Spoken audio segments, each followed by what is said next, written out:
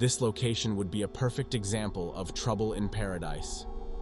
Ginnie Springs is a wonderful and totally beautiful relaxation area, as the spring water is seemingly crystal clear and a completely see-through water body, making it an amazing beauty to behold. But under the veil of beauty and magnificence are the caverns beneath the spring, which have led to the deaths of about 28 individuals since they started taking records. But 28 deaths from this haven. That's like a man being so attracted to a seductive Medusa, and the moment he gets close, she rips off the scarf, and the snakes eat him up or turn him to stone. I really don't know which they do, but anyway, we're here to talk about a Medusa named Ginnie. Let's get straight into this terrifying tale. These friends decided to go on a vacation, and what other place would be as beautiful as Ginnie Springs? This private park has been owned by the Ray family since 1971 and was opened officially in 1976 when scuba and recreational diving became vastly popular. Located in Gilchrist County, just about 10.5 kilometers northwest of High Springs in the city of Florida, United States, this amazingly gorgeous pond is filled with clean and clear water that constantly runs into the Santa Fe River, to which it is connected. It inhabits caverns with a sand and beautiful limestone bottom.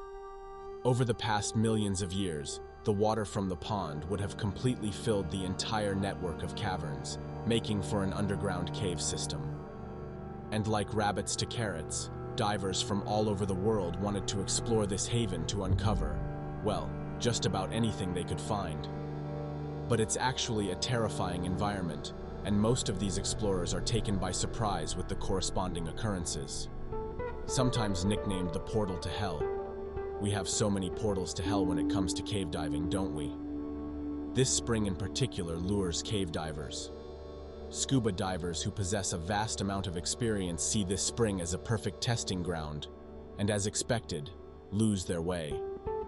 The virtue of taking daring moves and risky ventures often leads to the tragedies and unexpected deaths that happen in this region, as several factors contribute to the unexpected events that occur in these depths. Now let's talk about the horrific story of this marine Tartarus. Due to its location, as aforementioned, in the rolling hills of northern Florida, with very minimal distance to the state line of Georgia, this spot is extremely close to hotspots and tourist attraction centers. This spot, in particular, alongside over 100 other springs, feeds into the Florida aquifer.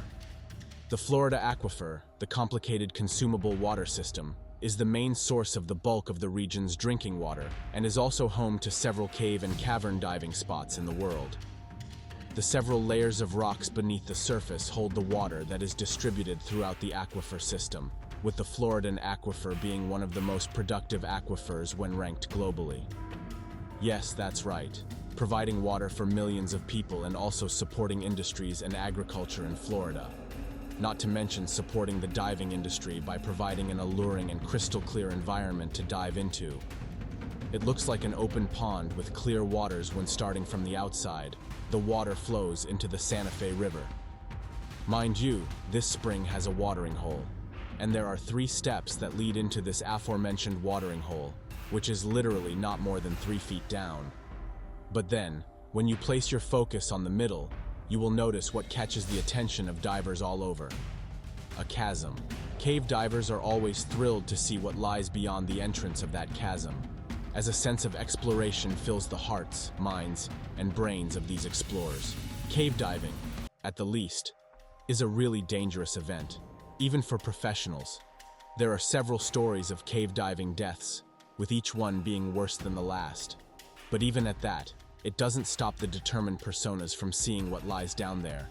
Like in a horror movie, where you can hear the funny noises or the general spookiness of the environment, but proceed to see what they feel they need to see. Eventually, these divers sight Medusa heads and end their lives untimely. Wesley C. Skiles, who was born on the 6th of March in the year 1958, was a renowned and experienced explorer, specifically a cave diving explorer, and he lived in the High Springs of Florida, not far from Ginnie Springs. He died on the 21st of July, though, in the year 2010, while diving near West Palm Beach in Florida, Boynton Beach to be precise.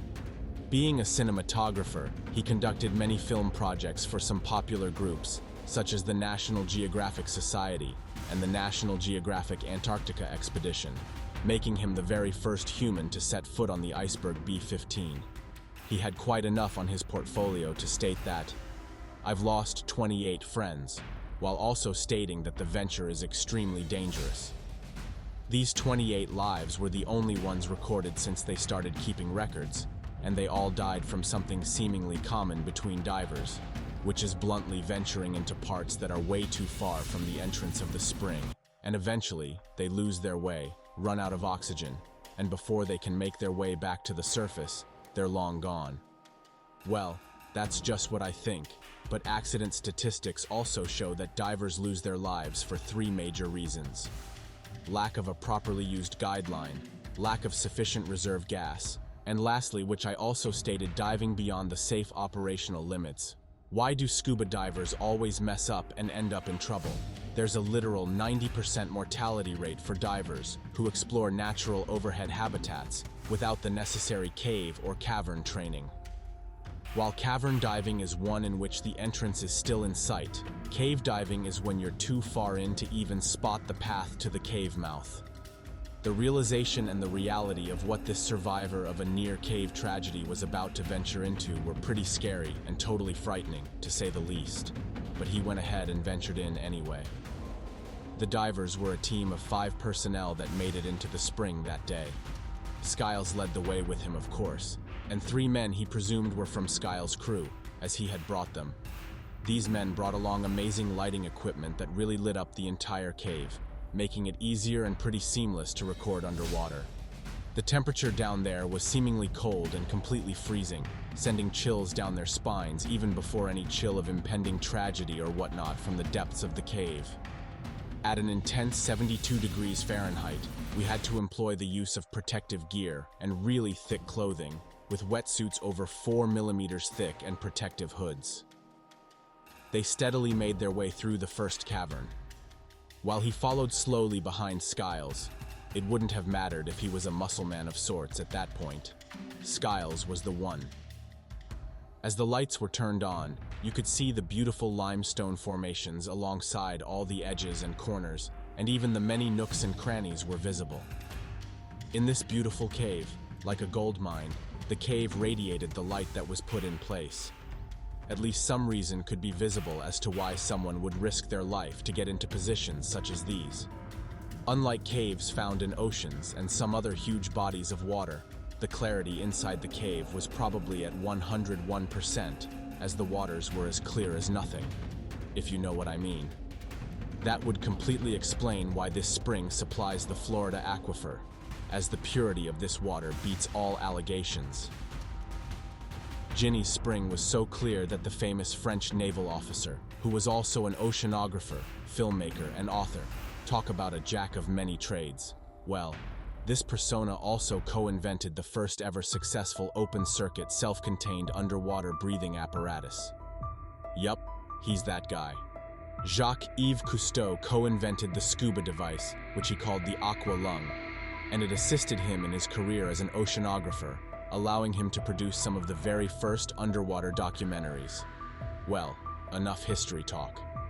When this prominent figure set his sights on the beauty that lay beneath that spring, he quoted saying, "Visibility forever." But then, for people who are claustrophobic, I mean people who are terrified of really confined spaces, you should probably beware of this cave, because your mind will constantly remind you that, hey man, if not for the light, the walls in here would literally close in on you, and there's nothing you'd be able to do about it. Once you get inside the cave, the regions with confined spaces far outnumber the actual free roam areas.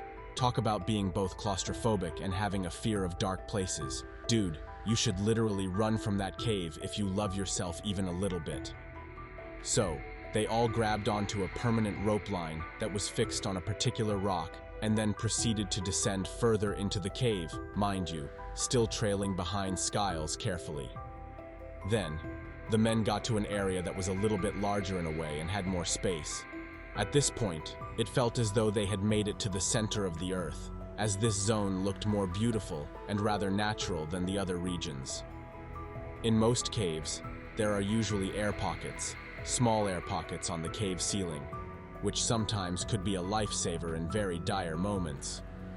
These air pockets were full of tiny holes and divots, and these globules of mercury didn't seem like anything resembling a bubble at all. At least that's what you'd expect. Instead, there was a mosaic that was unusually unexpected and evidently stunning. Skiles saw a vast and immensely dark recess point off to the side, and he led the way into it. Being Skiles' little wallet, he followed suit as Skiles proceeded into this dark area.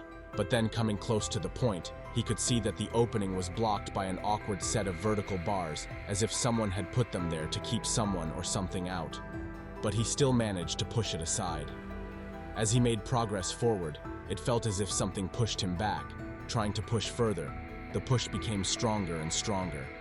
At one point, he had to grab onto one of the bars, as the force that was repelling at this point was like a flag stuck on the ground during a wild hurricane, as he was being pushed every which way. It turned out that water from Ginnie's spring, at an approximate rate of about 30 million gallons daily, is being piped through this tunnel every day. The experience was thrilling, though utterly amazing, but not thrilling for the 28 fellas who lost their lives due to this tunnel.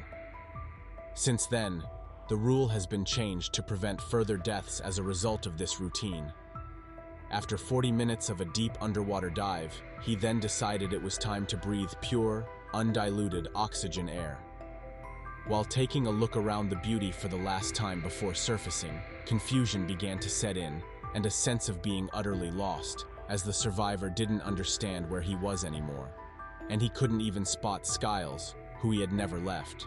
But then, eventually, he was able to locate the rope and gripped it tightly before making his way out of the cave.